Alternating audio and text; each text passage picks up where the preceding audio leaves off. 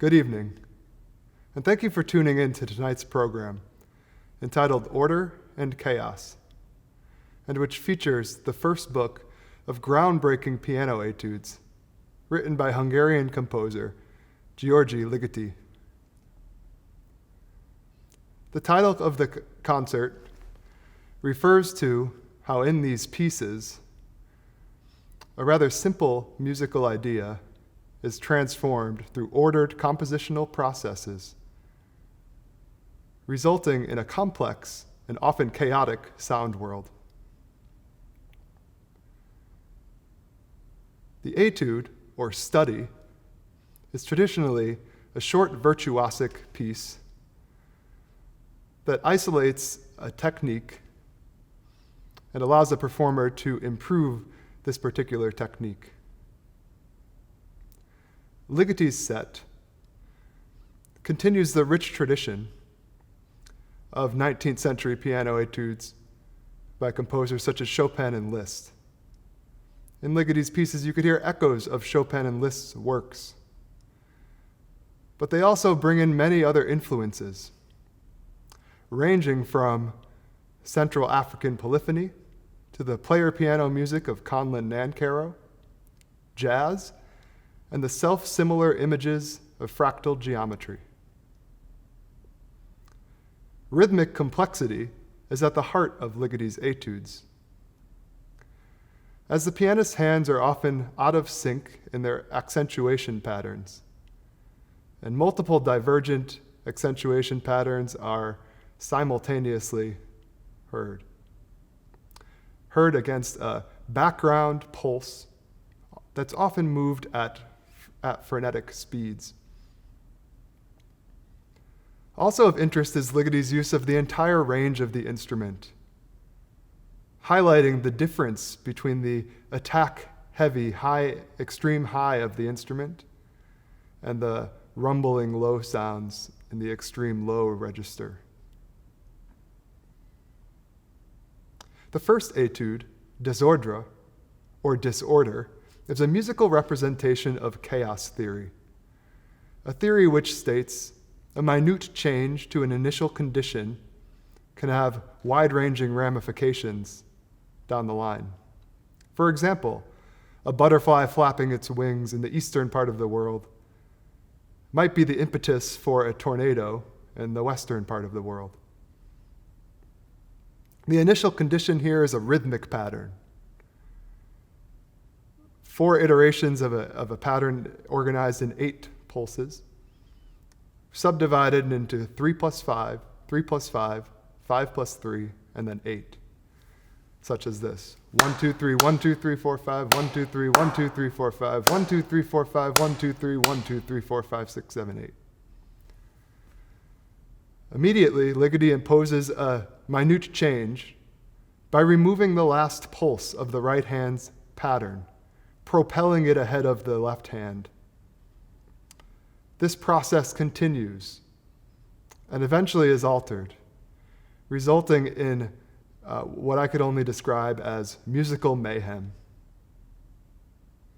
Also of note is Ligeti's segmentation of the 12 notes of an octave into the familiar sounding 5 black notes played only by the left hand,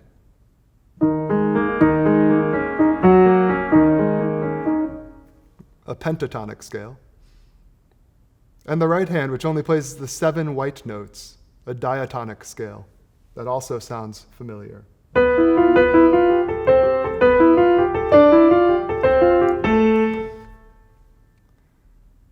Together, all 12 notes of the octave are used, but in a unique bitonal way. I will now play a little bit of the opening of the étude so that you could hear both the rhythmic processes and the segmentation of pitch.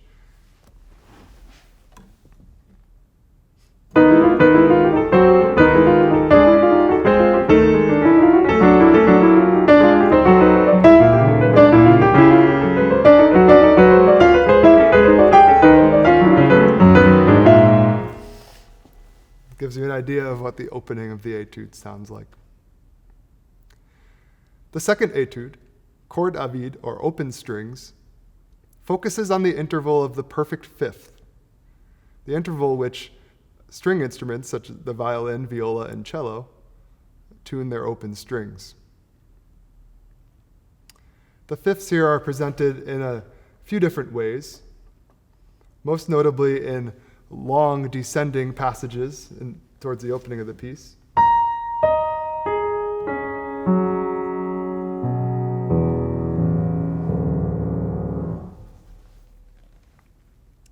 In an oscillating pattern that rocks back and forth, creating sort of a melodic idea.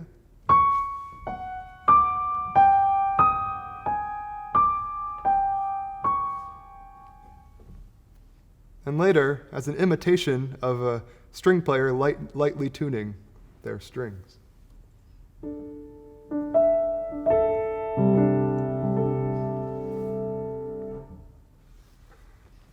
While this etude is less intense than the first, there is still a rhythmic complexity, as most often seen in a 3-against-2 polyrhythm. The third etude, touche bloc, or blocked keys, is one of the most unique and unconventional and awkward pieces that I've ever played.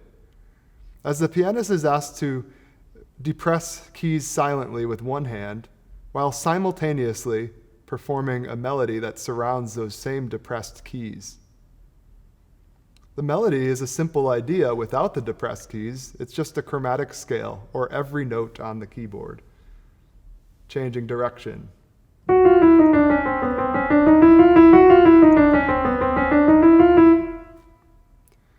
But by blocking some of the keys embedded within that melodic line, Ligeti creates unique syncopations and complex syncopations that would be difficult for a performer to play at the required speed.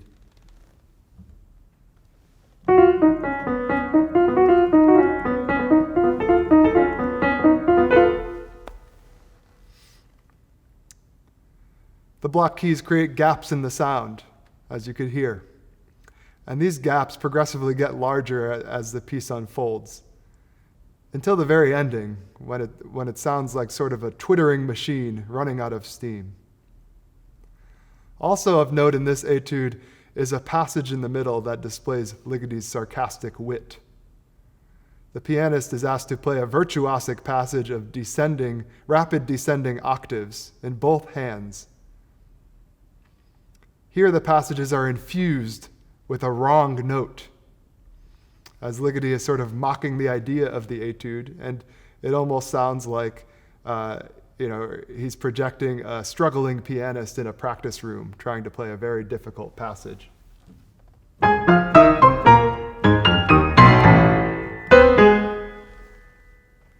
So on and so forth. It extends a little bit longer than that, but that's a little taste of that passage.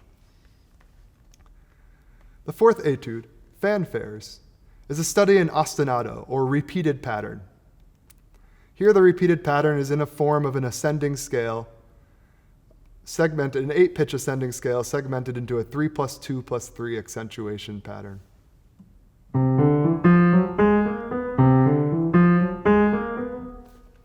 This ostinato is heard 208 times in the first 208 measures of the piece, which only lasts 214 measures. Heard in different registers. It moves around the keyboard, but it's always there. Above and below the ostinato exist melodic gestures, some of them jazzy, some of them replicating horn fanfares, hence the title of the piece. And at the beginning, synchronize with the accentuation of the ostinato. One of the most notable horn calls in the middle of the piece serves as a signal for the eventual desynchronization of the melodic gestures in the ostinato, as groups of 7 in the melody are heard against the 8-pitch pattern, or groups of 9 later, creating a false sense of acceleration or deceleration. The fifth etude is the most reflective of the group, Arc-en-Ciel, or Rainbow, inspired by the great jazz pianists Bill Evans and Thelonious Monk. Jazz harmonies are heard throughout, above which a descending chromatic line, a nod to the lament motif, prominent throughout musical history, is heard. In this etude, there are subtle rhythmic accentuations that are desynchronized, creating a free and reflective and expressive, almost improvisatory sound world. And that brings us to the last etude, number 6, Autumne a Varsovie, or Autumn in Warsaw. At the forefront of this etude is Ligeti's own spin on the lamento motif. Here presented as 3 descending scales that get progressively longer, and presented quite clearly in the opening against the backdrop pulse.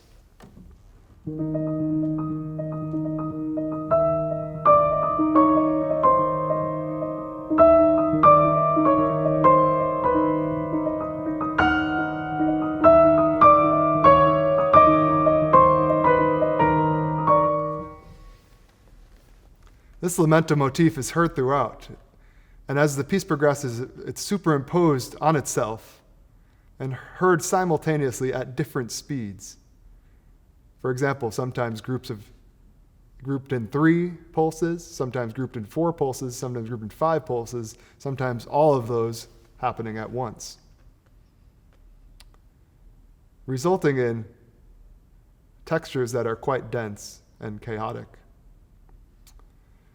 This technique is sometimes referred to as tempo canon, and it's something that Ligeti would have been exposed to in Nancarrow's music, as well as music of earlier Renaissance composers such as Ockeghem. The piece unfolds in 3 arcs, the textures that are clear succumbing to chaos by the end of each arc. Before you hear the performance, I would like to thank Brett Cotter and Alice Resker for their work in publicizing and the programs for this concert. And special thanks to Brian Saya for recording and putting together the concert. And not just this concert, but every concert that our department has presented since the pandemic began. Finally, I'd like to dedicate this performance to my late piano teacher, Mary and Chris Hanshaw. Without her tutelage during my undergraduate time at Holy Cross, a concert like this would not be possible. Thank you again for listening, and enjoy the concert.